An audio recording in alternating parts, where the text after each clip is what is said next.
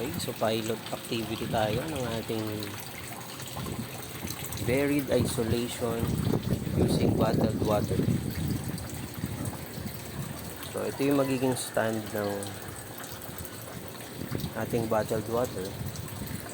Lipat lang natin.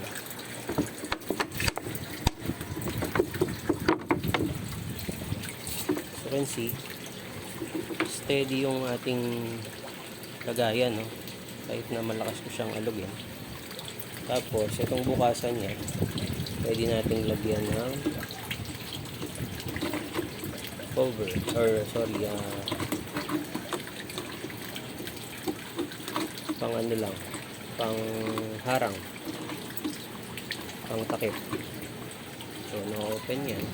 So dito natin ipapasok ito. So mas maganda yung ating PVC pipes, yung kalahati open, para pag sinilip nyo siya sa ilalim, madali nyong ma-check kung buntis or ano na yung status yung buried female nyo.